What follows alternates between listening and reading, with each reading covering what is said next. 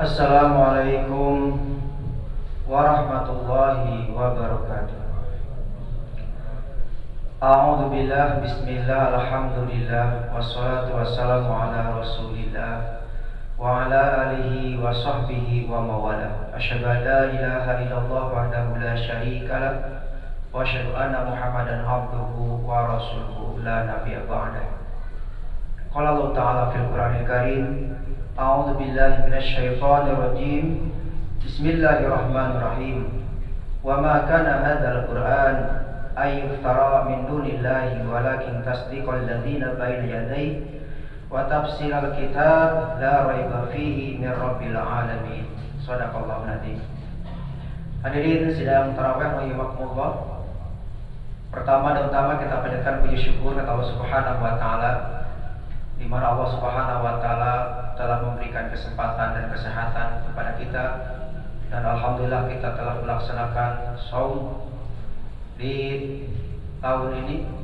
Kita sudah memasuki malam yang ke-11. Mudah-mudahan ibadah shaum kita, tarawih kita, sedekah kita, tadarus kita diterima oleh Allah Subhanahu wa taala. Amin ya rabbal alamin. Ada dua kebahagiaan bagi yang berpuasa.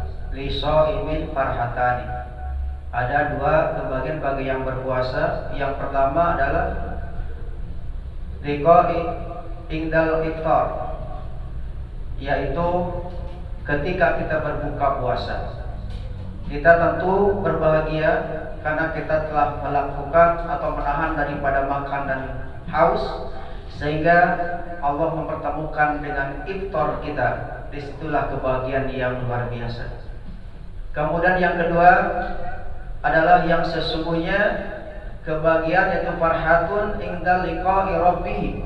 Kebahagiaan ketika nanti kita berjumpa dengan Allah Subhanahu wa taala di akhirat, yang selalu kita harapkan di dunia ini. Kemudian mudah-mudahan kita benar-benar berjumpa dengan Allah Subhanahu wa taala di akhirat kelak.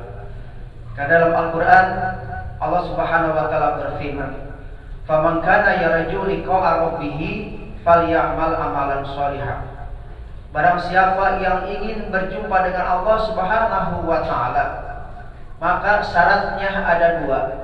Yang pertama adalah amalan shalihan. Kita melakukan amal-amal soleh di dunia ini. Jangan sampai hanya amal saja. Kalau amal banyak yang kita lakukan, tapi belum tentu jadi amal soleh. Yang kita harapkan adalah amal soleh, amal yang pasti diterima oleh Allah Subhanahu wa taala. Kemudian yang kedua, wala yusyrik bi ibadati rabbih ahada. Janganlah mempercampur adukan dalam ibadah-ibadah kita kepada Allah Subhanahu wa taala dengan sesuatu pun. Itu syaratnya kalau kita ingin berjumpa dengan Allah Subhanahu wa taala. Hadirin sidang tarawih rahimakumullah.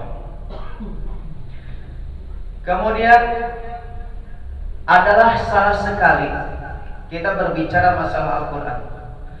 Adalah salah sekali ketika orang berdalil dengan mengatakan qala Nabi sallallahu alaihi wasallam fil Qur'anil Karim, yang artinya Nabi sallallahu alaihi wasallam bersabda di dalam Al-Qur'anul Karim.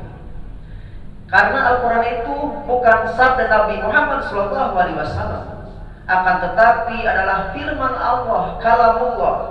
Yang benar adalah qala Allah Ta'ala fil Qur'anil Karim. Allah Subhanahu wa taala berfirman di dalam Al-Qur'anul Karim. Karena Al-Qur'an itu adalah kalamullah yang di dalamnya mengandung mukjizat. Kemudian diturunkan kepada Nabi Muhammad SAW melalui malaikat Jibril, disampaikan secara mutawatir, al-muta'abbadu bitilawati, dan menjadi ibadah bagi yang membacanya. Beda dengan Quran.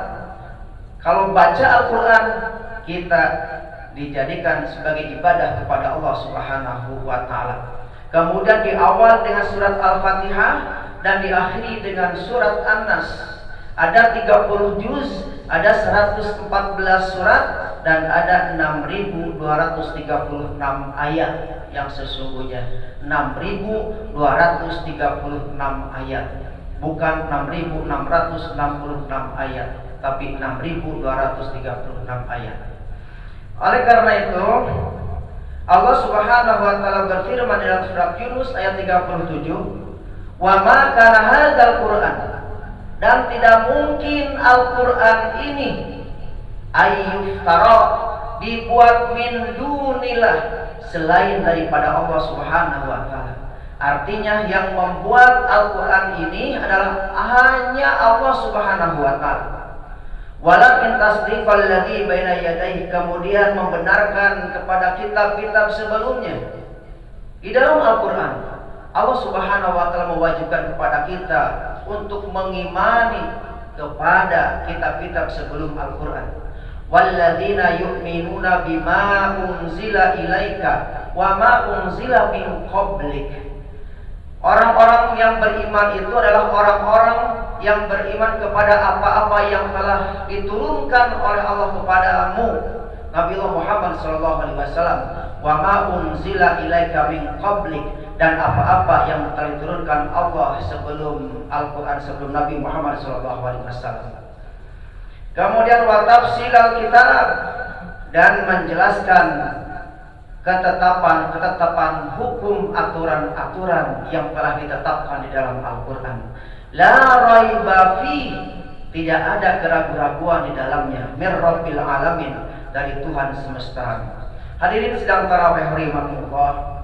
Oleh karena itu, bagi kita untuk menyikapi Al-Quran yang sudah ada di hadapan kita dengan huruf yang sangat besar-besar, jelas, dan kita gampang untuk mempelajarinya. Yang pertama adalah al-imanu bil Quran, mengimani Al-Quran. Allah Subhanahu wa taala berfirman, "Dzalikal kitabu la raiba fihi hudal lil muttaqin," bahwa Al-Quran ini tidak ada keraguan-raguan di dalamnya bagi orang-orang yang muttaqin.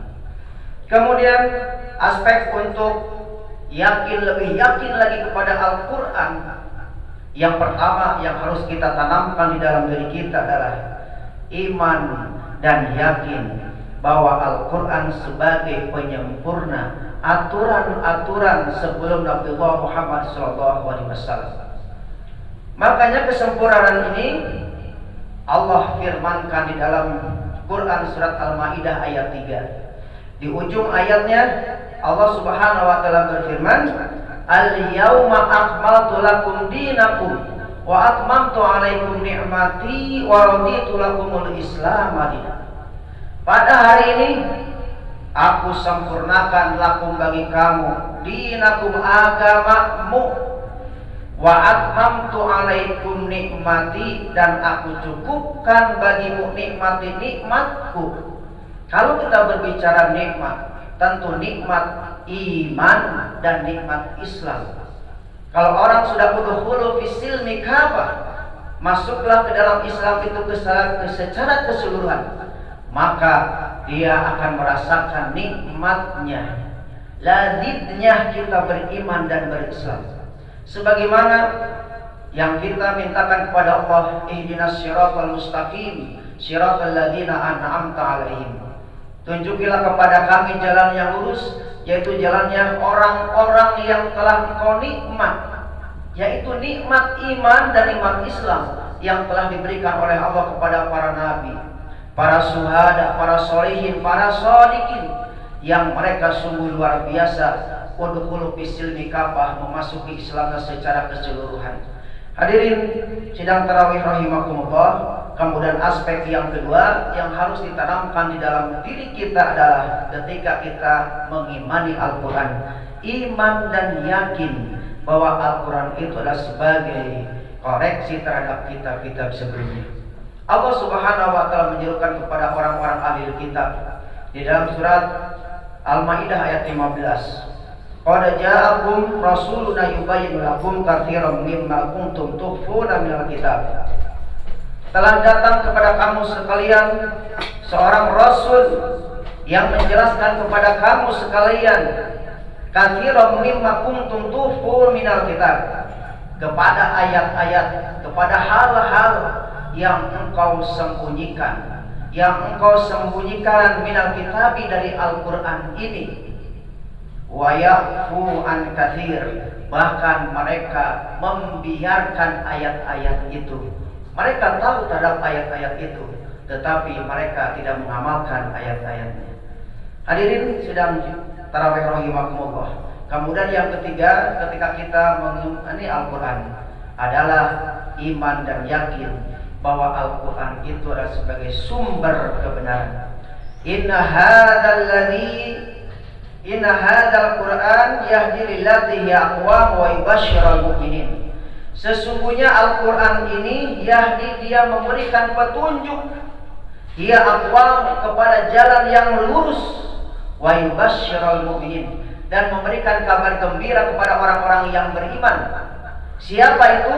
Alladzina ya'maluna sholihati anna lahum ajran kabira, yaitu orang-orang yang beramal soleh. Anna lahum, sesungguhnya bagi mereka ajran kabira, mereka akan mendapatkan kabar gembira, pahala yang besar di hadapan Allah Subhanahu wa taala. Hadirin sidang rahimakumullah. Kemudian yang kedua, ketika kita mengimani Al-Quran adalah, yang keduanya adalah ta'alumul Quran.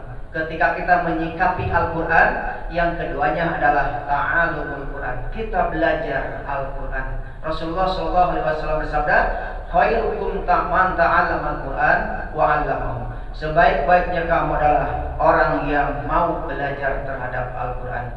Kemudian yang ketiganya adalah ad-dakwah. Kita mendakwahkannya, menyampaikannya kepada orang lain. Kemudian Rasulullah SAW bersabda, balighu ani walau ayat. Sampaikanlah dariku walaupun hanya satu ayat. Walaupun kita hanya bisa kalimat Bismillahirrahmanirrahim, kita ajarkan kepada anak cucu kita sehingga mereka bisa membaca Bismillahirrahmanirrahim dengan fasih. Kemudian mereka amalkan, dan amalnya kemudian pahala-pahalanya tentu akan mengocor kepada kita semua yang mengajarkannya. Mudah-mudahan di malam yang ke-11 ini, sekali lagi mudah-mudahan ibadah kita diterima oleh Allah Subhanahu wa taala, dan tentunya mudah-mudahan juga memberikan kesehatan sampai Ramadan ini berakhir, meningkatkan kita semua. Amin ya rabbal alamin. Demikian walaupun minkum. Assalamualaikum warahmatullahi wabarakatuh.